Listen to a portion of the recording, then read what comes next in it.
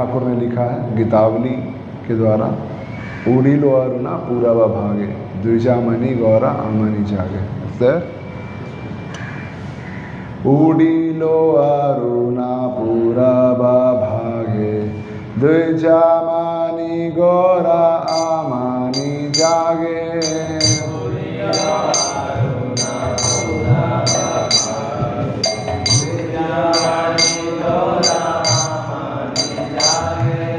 भक्त समूह लोया साथे, गेला नगर ब्राजे।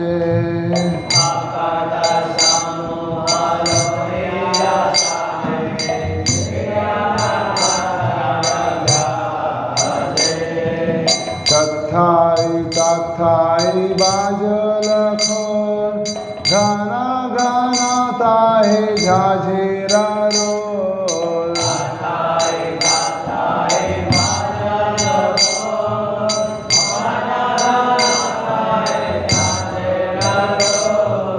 प्रेमे ढल ढल सोनार अंगा, चरणे नूपुर बाजे।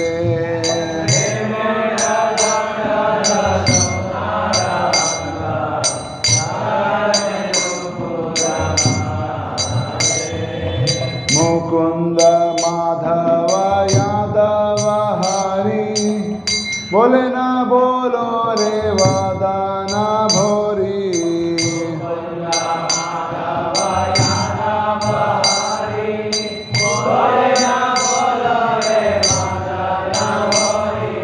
नीचे निदबा से गेलो रे राती, दिवस शरीर साजे।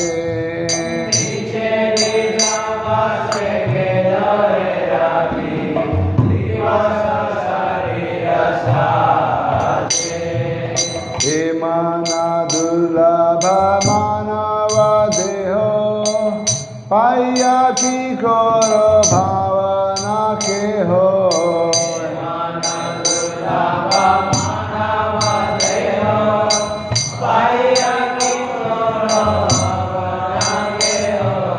एवे ना भजिले यशोदा सुता, चरमे पोरी बेलागे।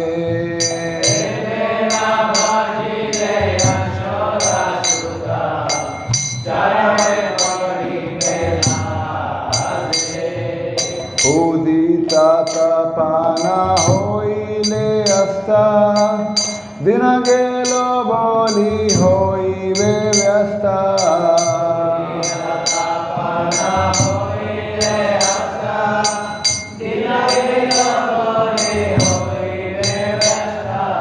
तबे के नोए बेआलस होए, ना भज हृदय राजे।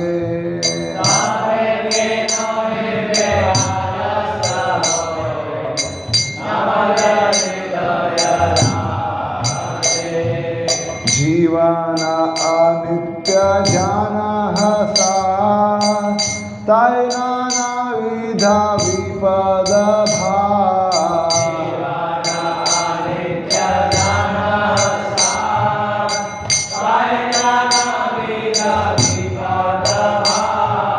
नामाश्रय करी जतने तुम्हें, थका आपन काजे।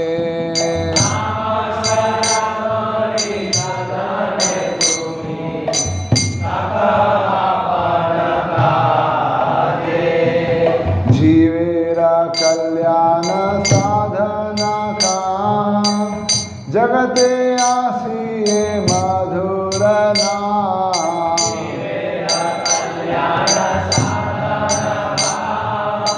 जगते आसिए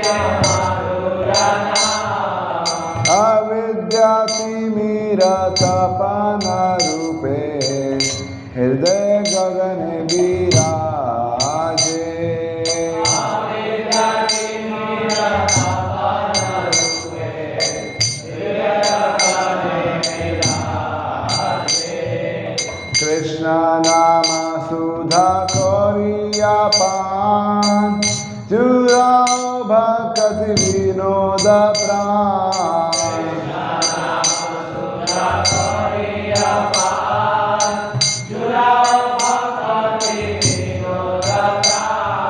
नाम बिना किछु नाही को आर चलो भुवन माझे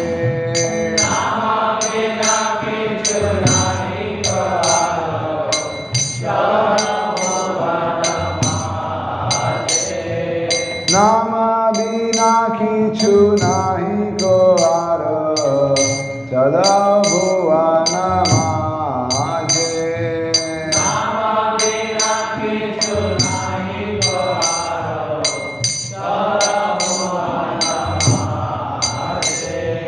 हरे कृष्णा कृष्णा कृष्णा हरे हरे हरे राम राम राम हरे हरे कृष्णा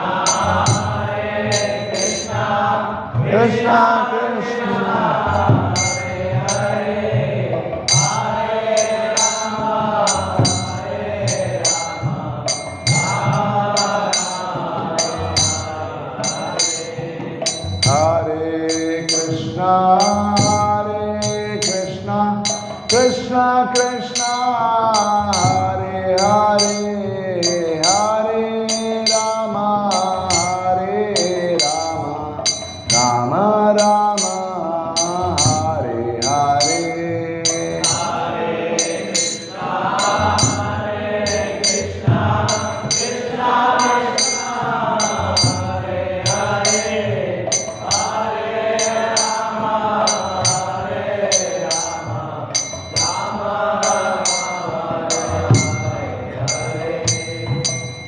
श्रील भक्ति विनोद ठाकुर की। तो श्रील भक्ति विनोद ठाकुर इस भजन में कहते हैं नाम बिना किछु नाही को आर 14 भुवन माझे। इस पूरे संसार में सबसे महत्वपूर्ण चीज़ अगर कुछ है तो भगवान का नाम है। तो सब लोग को अच्छे से नाम लेना चाहिए। और एक श्लोक में बताते हैं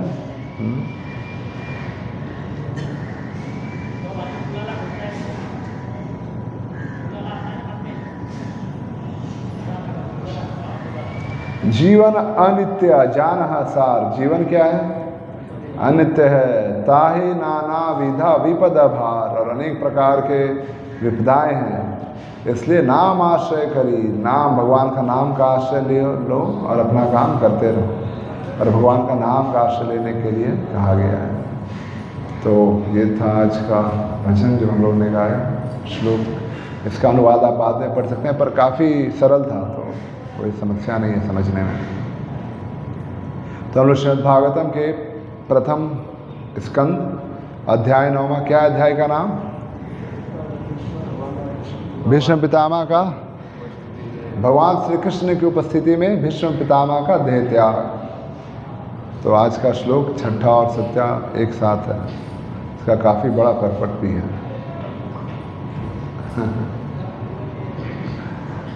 ओम नमो भगवते वासुदेवाय। ओम नमो भगवते वासुदेवाय। ओम नमो भगवते वासुदेवाय। नारायणं नमस्कृत्य नरं चैव नरोत्तमं देवीं सरस्वतीं व्यासं ततो जयमुदीरये। नष्टप्रायेषु भद्रेषु नित्यं भागवत सेवया भगवती उत्तम श्लोके भक्तिर्भवति नैष्ठिकी। कृष्णाय वासुदेवाय देवकी नंदनाय च नंदगोपकुमाराय गोविंदाय नमो नमः। श्रीमद् भागवतम प्रथम स्कंद 9वां अध्याय श्लोक 6 और 7। हम सिर्फ छठे श्लोक का उच्चारण करेंगे, 7वें को सिर्फ पढ़ेंगे। पर्वतो नारदो धौम्यो भगवान बादरायणः बृहत्सवो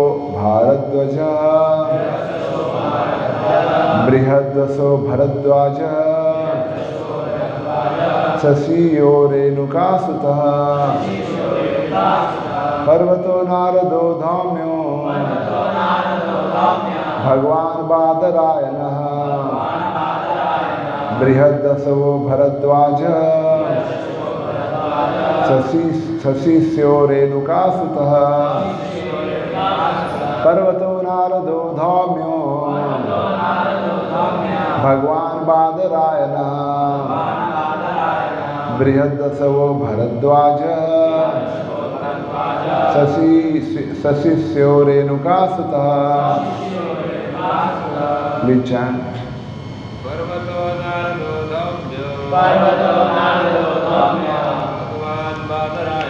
भगवान बादरायणः बृहदश्वो भरद्वाजः शशिष्यो रेणुकासुतः। पर्वतो नारदो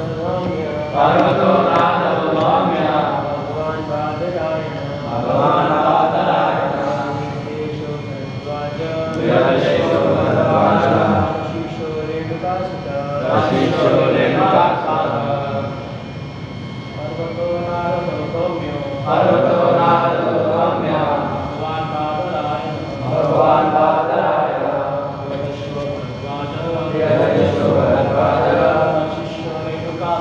शशिष्यो रेणुकासुतः। माता जी। पर्वतो नारदो धौम्यो भगवान बादरायणः बृहद्दशो भरद्वाजः शशीस्यो रेणुकासुतः। आगे के श्लोक में बताया गया वसिष्ठ इंद्र प्रमद स्त्रीतो गृहस्मदो असित काक्षीवान गौतमो अत्रिश्च कौशिको अथ सुदर्शना। तो यहाँ पर अनेक ऋषियों के नाम दिए गए हैं जो वहाँ पर उपस्थित हुए थे जब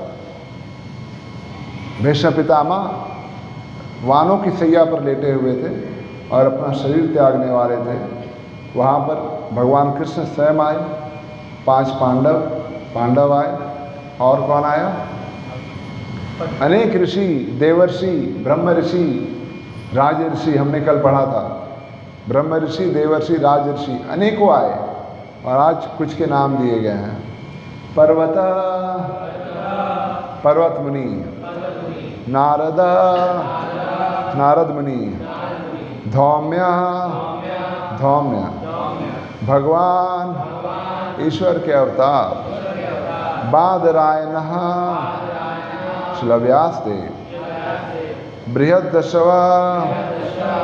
बृहद्दश भरद्वाज सशिष्य अपना शिष्यों सहित रेणुकासुत परशुराम वशिष्ठ इंद्रप्रमद त्रित गृत्समद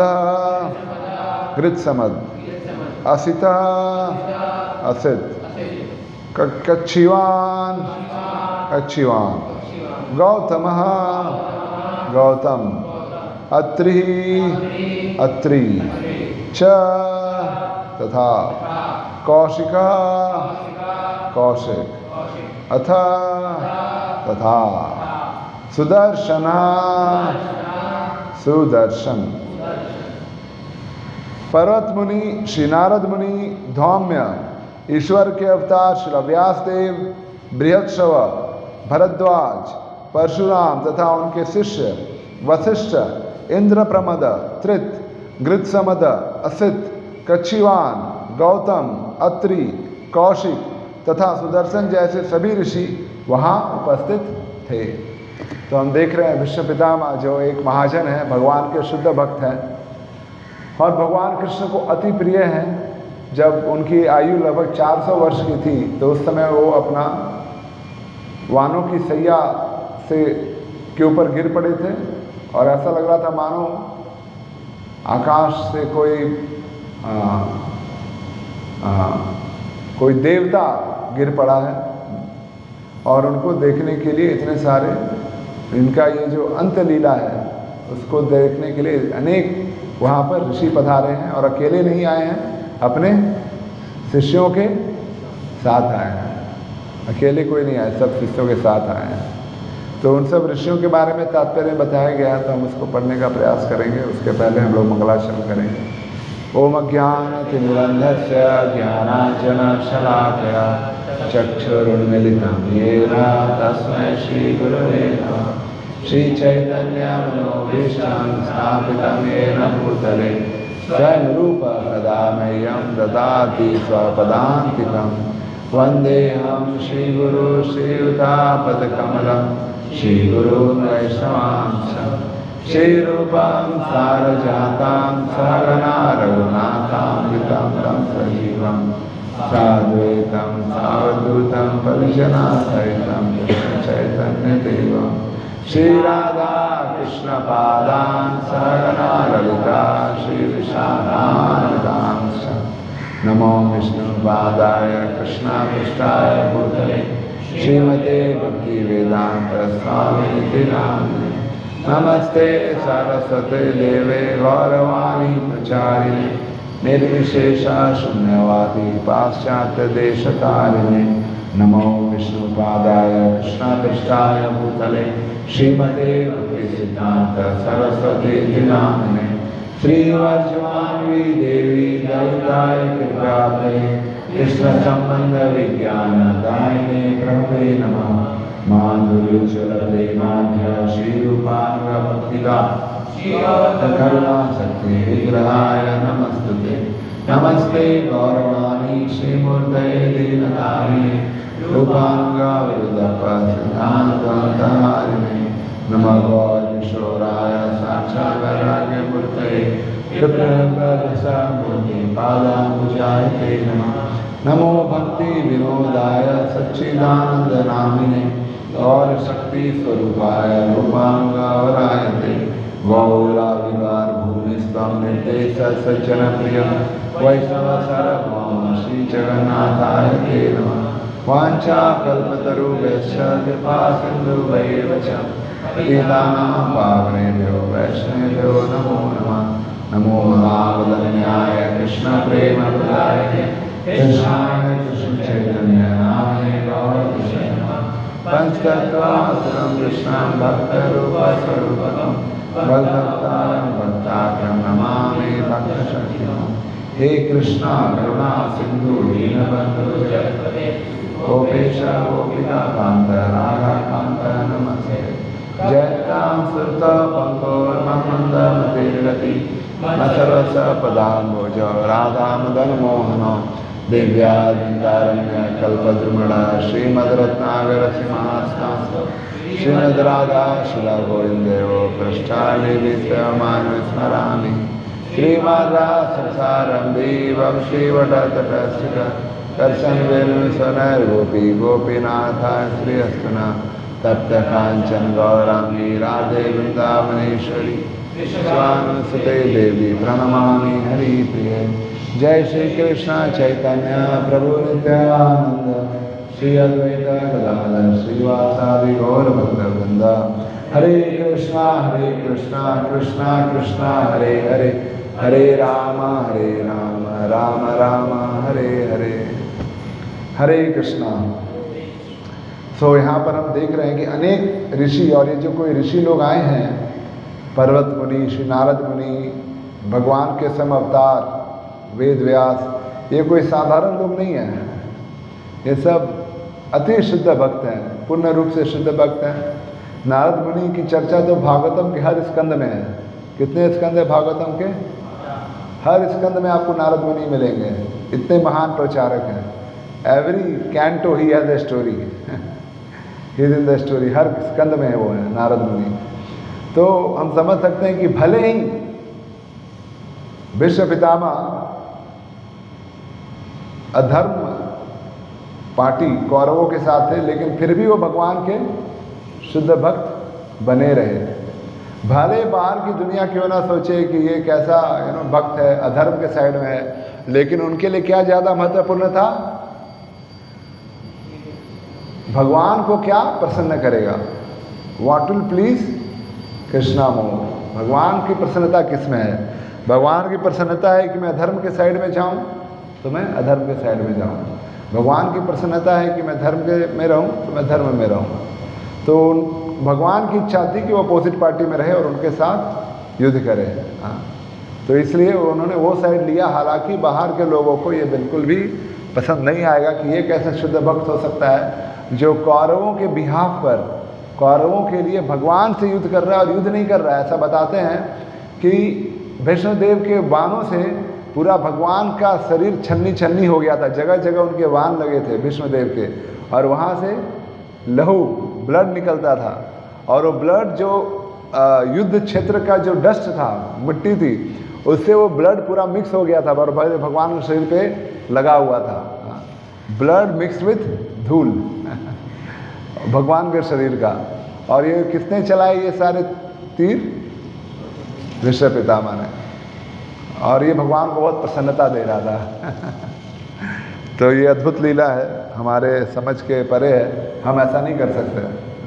हमको जैसा हमारे आचार्य ने सिखाया है हमको वही करना है।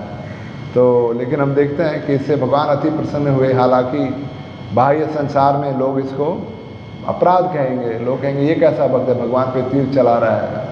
लेकिन हम समझ सकते हैं कितने महान कोटि के भक्त हैं, क्योंकि जब ये शरीर छोड़ रहे हैं तो कौन आया है?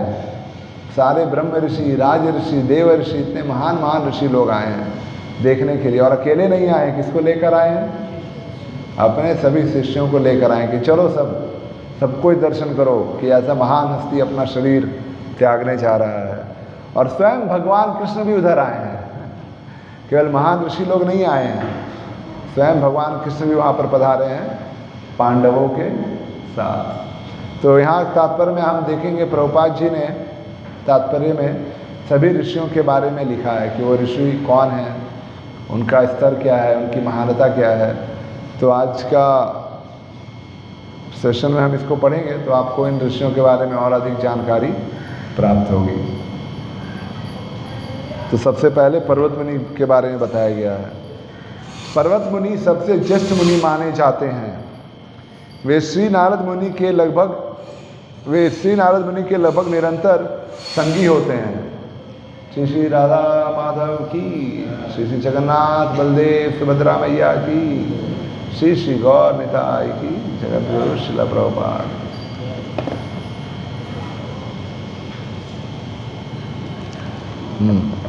वे नारद मुनि के लगभग निरंतर संगी होते हैं।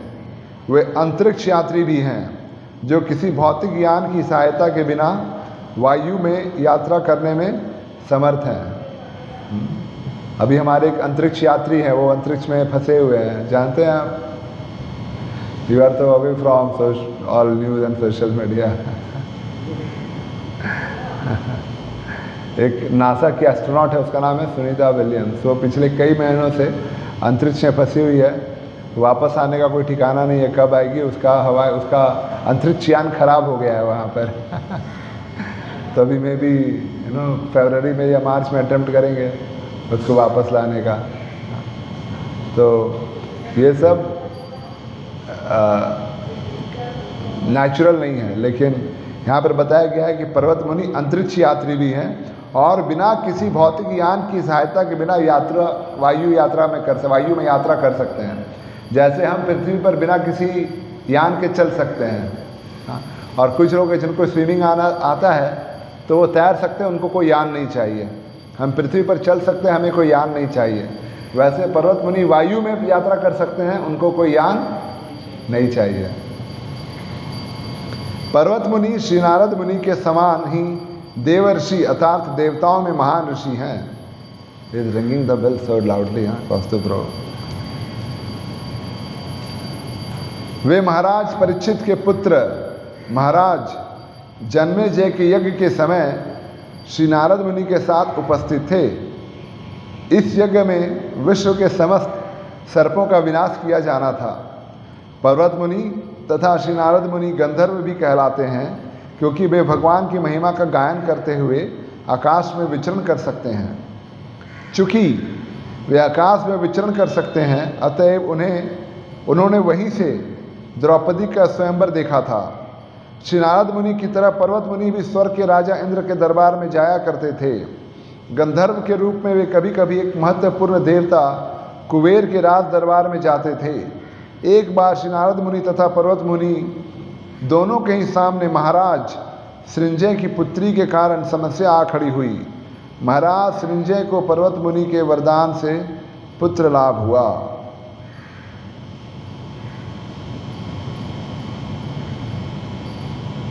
ये था पर्वत मुनि के बारे में। और आप काफ़ी लीला पढ़ेंगे भागवतम में और जगह जहाँ पर आप पाएंगे कि पर्वत मुनि और नारद मुनि साथ में ही रहते हैं। जैसे एक लीला है, कौन सी लीला में दोनों साथ में गए हैं भागवतम में? चित्रकेतु महाराज काफ़ी दुखी थे, उनको वरदान मिला जिससे उनको पुत्र प्राप्त हुआ। वो पुत्र मर गया तो उस समय पर्वत मुनि और नारद मुनि साथ में आए थे। और चैतन्य चरितमृत में एक लीला है जिसमें वो दोनों साथ में गए थे।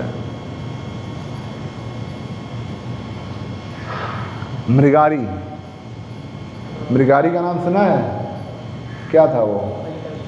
मृगारी द हंटर। तो मृगारी को भी जब नारद मुनि ने पूरा ज्ञान देकर भक्त बना दिया, तो बाद में मृगारी को जब देखना है कि वो कैसे अपना सेवा कर रहा है, तो वहाँ पर नारद मुनि और पर्वत मुनि साथ में आए थे। इसलिए प्रभुपाद जी लिखते हैं कि लगभग वो हमेशा साथ में ही दोनों रहते हैं, नारद मुनि और पर्वत मुनि। अभी नारद मुनि के बारे में कहा गया है। श्री नारद मुनि का पुराणों की कथाओं से गहरा संबंध है। उनका वर्णन श्रीमद् भागवतम पुराण में हुआ है। अपने पूर्व जन्म में वे एक दासी के पुत्र थे, लेकिन शुद्ध भक्तों की संगति से उनमें भक्ति का संचार हुआ और अगले जन्म में वे अद्वितीय सिद्ध पुरुष बने। महाभारत में उनके नाम का उल्लेख कई स्थानों पर हुआ है। वे प्रमुख देवर्षि हैं। वे ब्रह्मा के पुत्र तथा शिष्य हैं और उन्हीं से ब्रह्मा के आगे की गुरु शिष्य परंपरा का प्रसार हुआ। उन्होंने प्रहलाद महाराज, ध्रुव महाराज तथा अनेक विख्यात भगवत भक्तों को दीक्षित किया है। यहाँ तक कि उन्होंने वैदिक ग्रंथों के प्रणेता श्रीला व्यास देव को भी दीक्षा दी। श्रीला व्यास देव से ही श्रीला मध्वाचार्य को दीक्षा मिली और इस प्रकार मध्व संप्रदाय, जिसमें गौड़ीय संप्रदाय भी सम्मिलित है, संपूर्ण ब्रह्मांड में फैल गया। श्री चैतन्य महाप्रभु का संबंध इसी मध्व संप्रदाय से था। अतएव ब्रह्मा, श्री नारद मुनि, श्रीला व्यास देव से लेकर श्रीला मध्व मुनि, श्री चैतन्य तथा षड गोस्वामी, ये सभी ही एक ही गुरु शिष्य परंपरा में संबंधित थे। श्री नारद मुनि के अनादिकाल से अनेक राजाओं को दीक्षा दी। श्रीमद् भागवतम में हम उन्हें प्रहलाद महाराज के माता के गर्भ में उपदेश देते पाते हैं।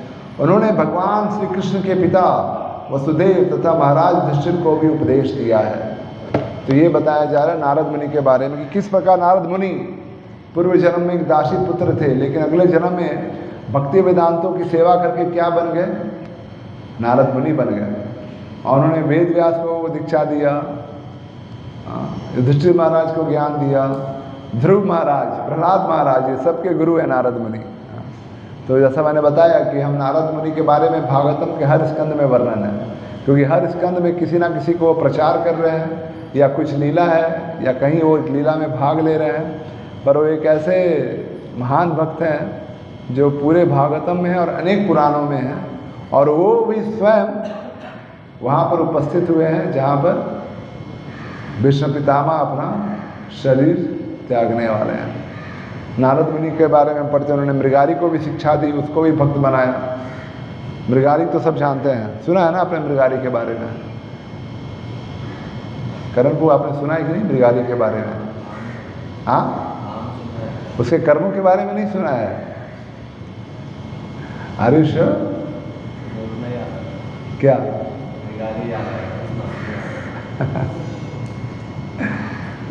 You have heard about मृगारी? Where? Lectures.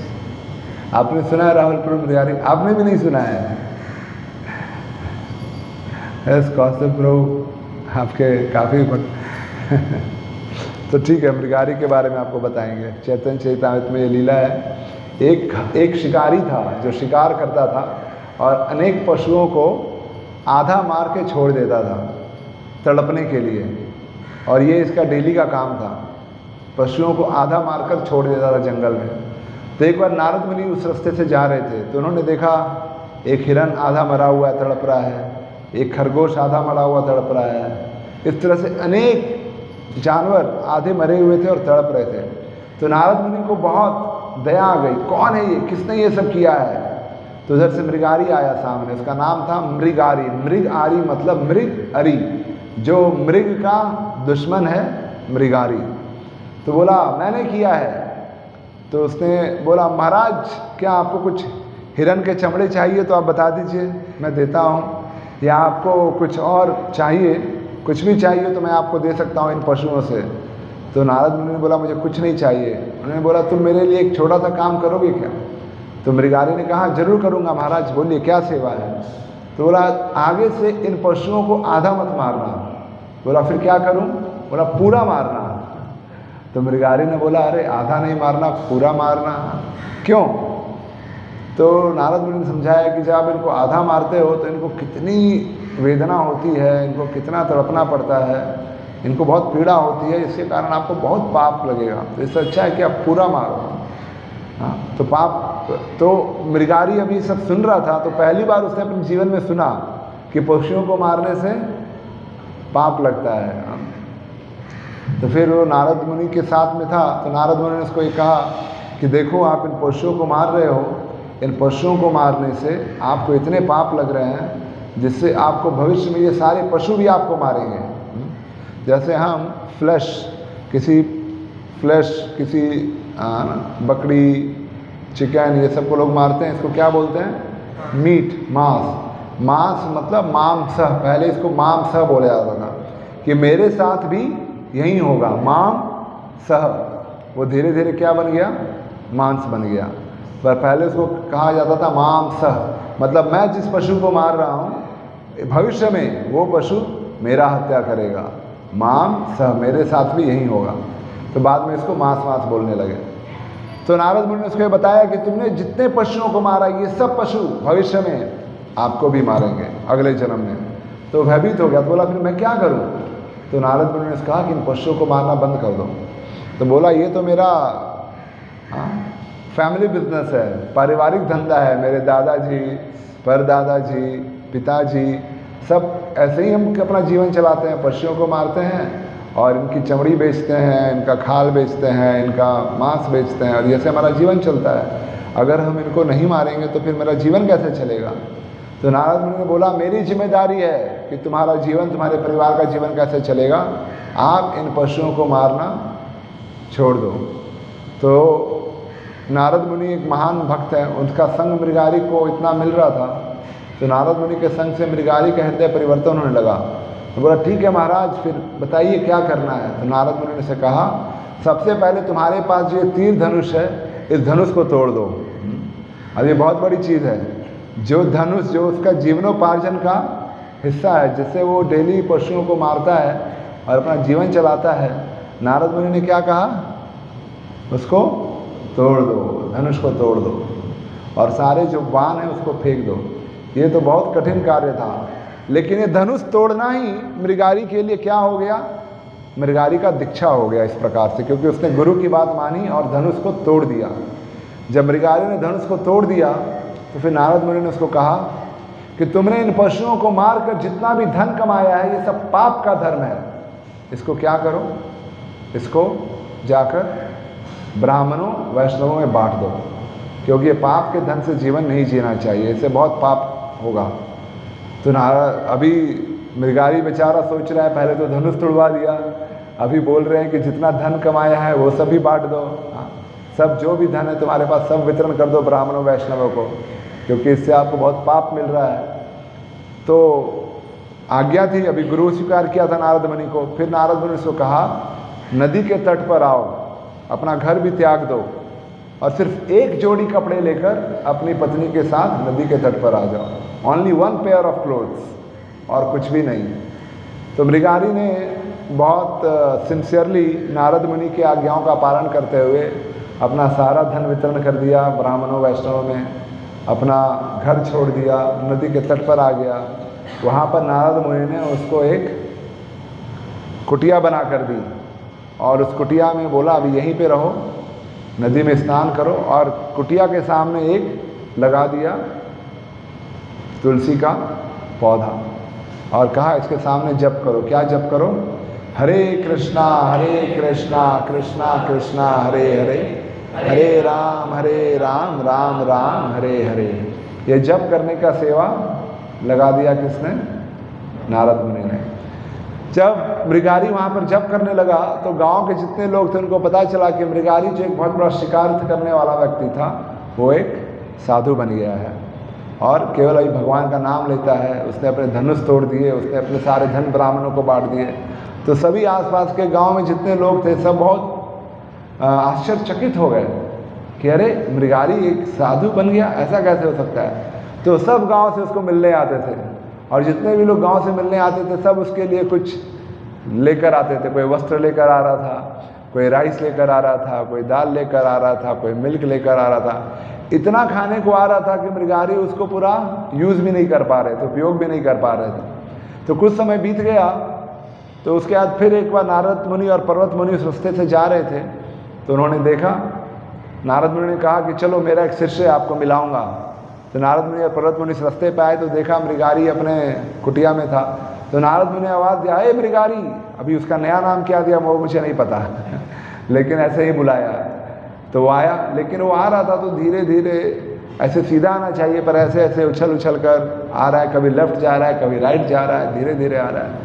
तो जब वो आया तो पर्वत मुनि ने बोला हम तो इधर खड़े हैं, सीधा आना चाहिए, तुम कभी ऐसे आ रहे हो, कभी वैसे चल रहे हो, कभी उछल रहे हो, क्या कर रहे हो।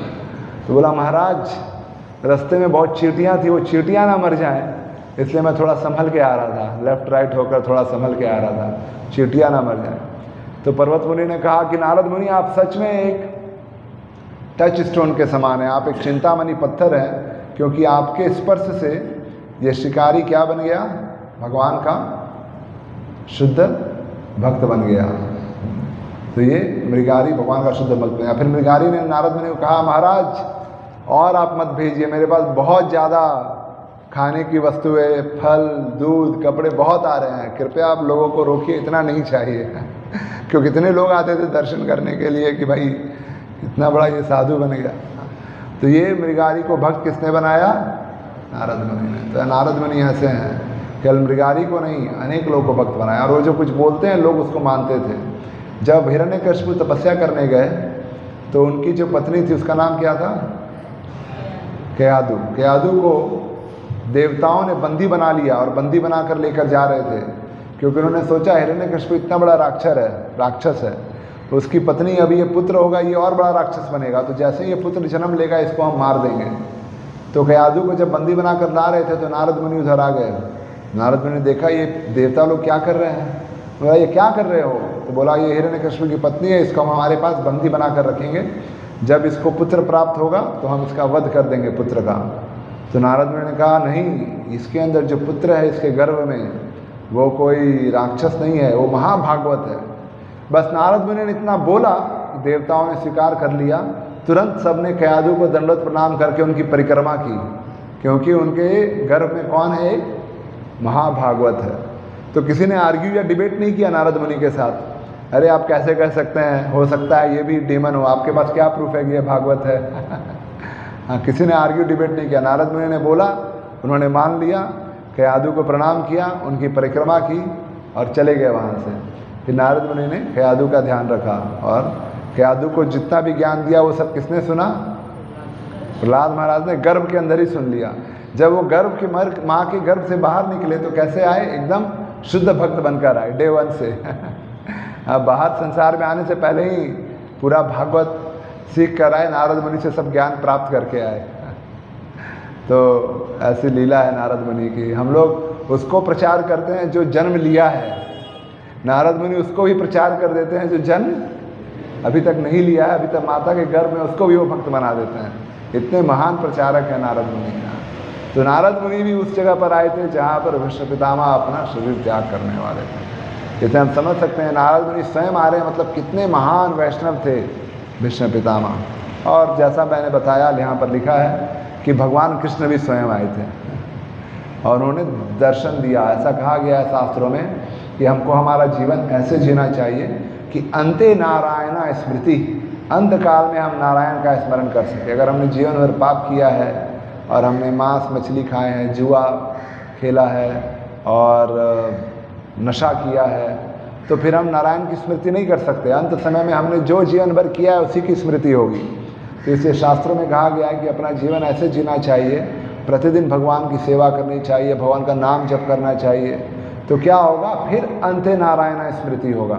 तो हम भीष्म पितामह के जीवन में देखते हैं कि जब वो अपना शरीर छोड़ रहे हैं, उनके सामने साक्षात भगवान कृष्ण खड़े हैं और उनको अपना दर्शन दे रहे हैं। तो कोई भक्त अगर जीवन भर अपना भगवान का सेवा करता है, तो प्रभुपाद जी कहते हैं कि जब वो मृत्यु को प्राप्त करेगा और आंखें बंद करेगा, मृत्यु को प्राप्त हुआ आंखें बंद करेगा और तुरंत आंखें खोलेगा, कहाँ खोलेगा, भगवान के धाम में।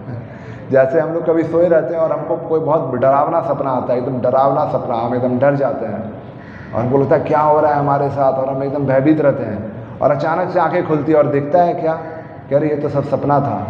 और हम फिर सामने देखते हैं कि ये तो कुछ भी सत्य नहीं था। होता है कि नहीं? उसी प्रकार से जब मृत्यु को प्राप्त होगी तो उसके बाद जैसे ही आंखें खुलेगी, अगर हमने जीवन में भक्ति किया है तो भगवान के भक्तों के दर्शन होंगे, भगवान का धाम में जाएंगे। और नहीं किया है तो फिर यमराज और यमलोक के दर्शन होंगे। तो हमको चुनना है हम किसका दर्शन करना चाहते हैं। भगवान और भक्तों का दर्शन करना चाहते हैं, भगवत धाम का दर्शन करना चाहते हैं, तो हमें जीवन भर भगवान का सेवा, स्मरण, चिंतन, शास्त्रों का अध्ययन, शास्त्रों का वितरण, ये सब करना चाहिए। ये हमारे ऊपर है। तो फिर आगे बताते हैं नेक्स्ट। तो बहुत सारे हम पढ़ नहीं पाएंगे सब, आप लोग स्वयं पढ़ लीजिएगा बाद में, पर जो हम पढ़ सकते हैं हम लोग प्रयास करेंगे पढ़ने का। धौम्य, ये एक महान ऋषि थे जिन्होंने उत्कोचक तीर्थ में कठिन तपस्या की और उन्हें पांडव राजाओं के राजपुरोहित के रूप में नियुक्त किया गया।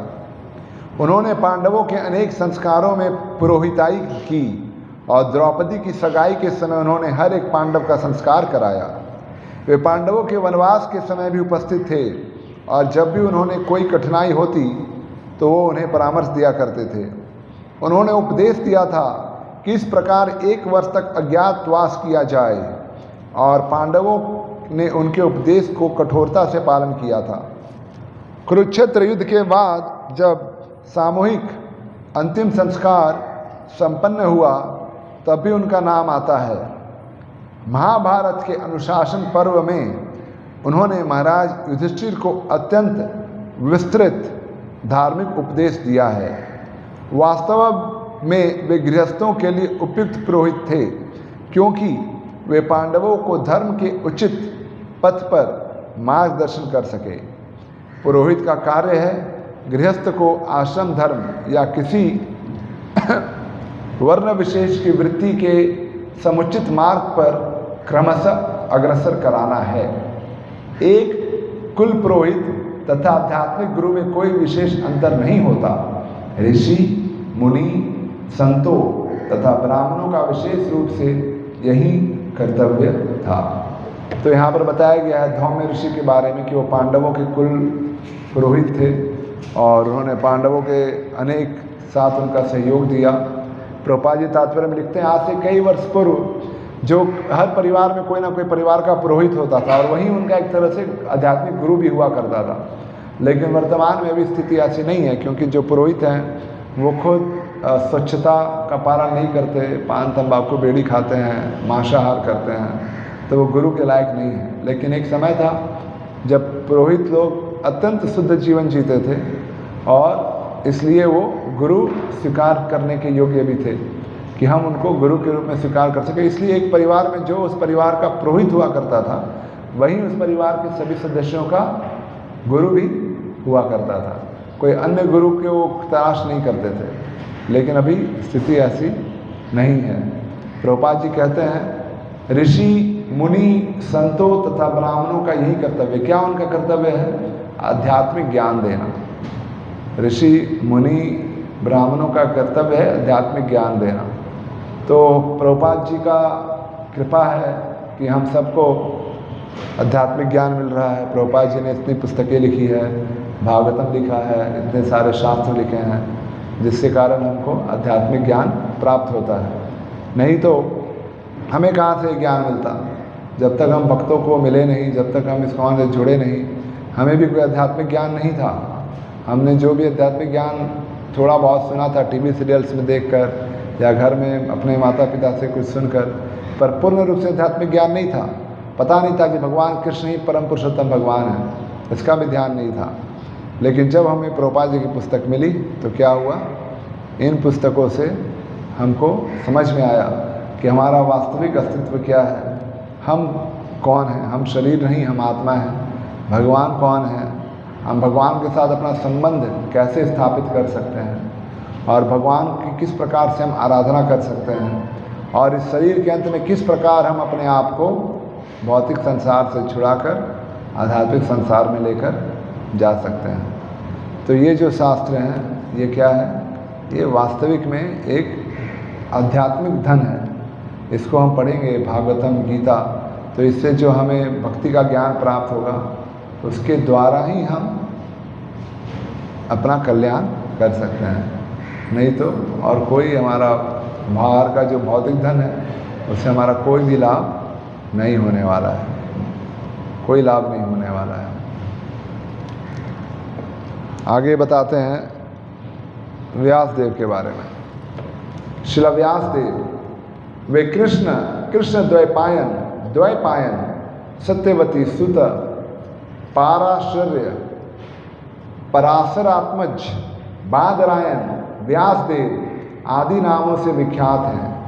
वे महान सेनापति पितामह भीष्मदेव के पिता महाराज शांतनु से उनकी माता सत्यवती की सगाई होने के पूर्व ही उनके गर्भ से महामुनि पराशर के पुत्र के रूप में उत्पन्न हुए थे। वे भगवान श्री नारायण के सत्यावेश अवतार हैं और वे संपूर्ण विश्व के वैदिक ज्ञान का प्रसार करते हैं। इसलिए जब किसी वैदिक ग्रंथ का विशेष रूप से पुराणों का पारायण करना होता है तब श्री व्यास देव को नमस्कार किया जाता है। श्री सुखदेव गोस्वामी इनके पुत्र थे और वेदों के विभिन्न शाखाओं के लिए नियुक्त वैशंपायन जैसे ऋषि उनके शिष्य थे। वे महाकाव्य महाभारत तथा परम दिव्य श्रीमद् भागवतम के रचनाकार हैं। श्रीमद् भागवतम किसने लिखा? वेद व्यास जी ने लिखा है। उन्होंने ब्रह्म सूत्र, वेदांत सूत्र या बादरायण सूत्र के संकलन किया था। अपनी कठिन तपस्या के कारण वे ऋषियों में सर्वाधिक सम्मानित रचनाकार हैं। उन्होंने कलयुग की जनता के कल्याणार्थ जब अपने महाकाव्य महाभारत को लिखना चाहा तब उन्हें ऐसे समर्थ लिपिक की आवश्यकता थी जो उनके श्रुत लेख को लिखता जाए। ब्रह्मा के आदेश से श्री गणेश जी ने यह कार्य इस शर्त पर स्वीकार कर लिया था कि श्री व्यास देव एक क्षण भी रुकेंगे नहीं। इस प्रकार श्री व्यास देव तथा श्री गणेश जी के संयुक्त प्रयास से महाभारत संकलित हुआ। अपनी माता सत्यवती जो बाद में शांतनु से ब्याही गई के आदेश से तथा महाराज शांतनु की प्रथम पत्नी गंगा से उत्पन्न शांतनु के सबसे बड़े पुत्र भीष्मदेव के अनुरोध से श्री व्यास देव ने 3 मेधावी पुत्र उत्पन्न किए जिनके नाम थे महाराज धृतराष्ट्र, महाराज पांडु तथा महात्मा विदुर। श्री व्यास देव ने कुरुक्षेत्र युद्ध के बाद तथा महाभारत के समस्त योद्धाओं की मृत्यु के पश्चात महाभारत का संकलन किया। सर्वप्रथम महाराज परीक्षित के पुत्र महाराज जन्मजय के राज दरबार में इसे सुनाया गया। तो व्यासदेव जी के बारे में बताया गया, उनको भगवान का साहित्यिक अवतार कहा गया, लिटरेरी इनकारनेशन ऑफ कृष्णा, साहित्यिक अवतार। क्योंकि हमारे पास जितने भी शास्त्र हैं ये सब शास्त्रों की रचना किसने की है? व्यासदेव ने की है। व्यासदेव या उनको कृष्ण द्वैपायन कहें, और इन्होंने सभी शास्त्रों का रचना इंक्लूडिंग श्रीमद् भागवतम, महाभारत, और महाभारत के अंदर हमें मिलता है भगवद गीता। तो एक तरह से हम बता सकते हैं कि भगवद गीता की भी रचना इन्होंने की। हालांकि वो तो भगवान के भगवान के वाक्य हैं, भगवान ने कहा है, श्री भगवान उवाच, लेकिन उसको लिखने, उसको डिक्टेट करने वाले हैं व्यासदेव। और ये सब को लिखा किसने? राइटिंग का काम किया गणेश जी ने। तो गणेश जी और व्यासदेव के बीच में ये शर्त हुई। व्यासदेव ने कहा लिखना, गणेश जी ने कहा बिल्कुल नहीं रुकेंगे तो मैं लिखूंगा। तो व्यासदेव ने बोला ठीक है, जब मैं बिल्कुल नहीं बोलना, मैं नहीं बोलना बिल्कुल भी स्टॉप नहीं करूंगा, बंद नहीं करूंगा, आप लिखो। उन्होंने बोला लेकिन आप भी जब तक समझोगे नहीं लिखना मत। तो इसलिए वो बैलेंस हो गया स्पीड, ऐसा बताते हैं कुछ। तो ये था व्यासदेव के बारे में। ऐसे ही और भी बहुत सारे नाम हैं, बृहदर्शव, भरद्वाज, परशुराम। तो ये आप लोग स्वयं अध्ययन कीजिए बाद में। किन्हीं का कोई प्रश्न है तो प्रश्न पूछिए, नहीं तो हम लोग यहाँ पर इसको विराम देंगे।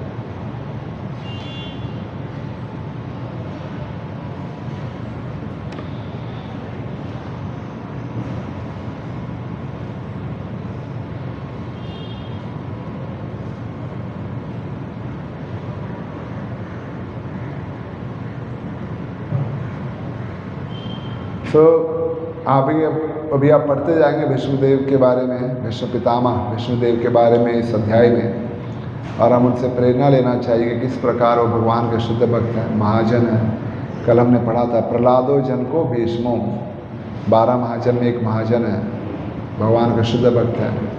और जो भगवान को प्रसन्न करेगा वो सेवा उन्होंने की है। तो इस प्रकार से हमको भी वो सेवा करनी चाहिए जो भगवान को प्रसन्न करे, ये नहीं जो हमें प्रसन्न करे। मुझे अच्छा लगता है तो मैं करूँगा, वो हमारा सेकेंडरी कंसिडरेशन होना चाहिए कि जो मुझे अच्छा लगता है वो मैं करूँगा, ये मेरा सेकेंडरी कंसिडरेशन है। मेरा प्राइमरी कंसिडरेशन क्या है? मैं वो करूँगा जो भगवान को अच्छा लगे।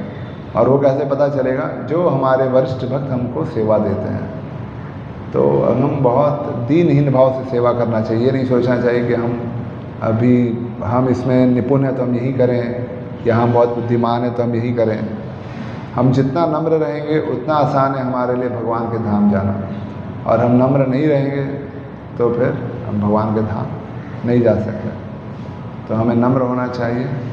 शास्त्रों में जो ज्ञान दिए गए उसको पढ़ना चाहिए अच्छे से, और फिर इन शास्त्रों का वितरण भी करना चाहिए। अभी मैराथन है, श्रील प्रभुपाद जी चाहते थे कि उनके ये पुस्तक हर जगह बटे और हर लोग इसको पढ़ें और इसका लाभ उठाएं। तो ये जिम्मेदारी किसकी है? हाँ, किसकी जिम्मेदारी है? करण प्रभु, वो तो डेली जाते हैं, हमारी जिम्मेदारी है। तो आप सब जाते हो डेली, मैं सुनता हूँ डेली इसको, तो बहुत अच्छा है। और इसको प्रयास कीजिए बढ़ाने का, ताकि कल्याण भिवंडी हर घर में हर किसी के पास प्रभुपाद जी का पुस्तक हो, वो उसको पढ़ें, मंदिर से जुड़ें, और जैसे हमको इसका लाभ मिल रहा है उनको भी इसका लाभ मिले। हरे कृष्णा। गणेश श्रीमद् भागवतम की, जगत गुरु श्रील प्रभुपाद की, साई गौर प्रेमानंदे।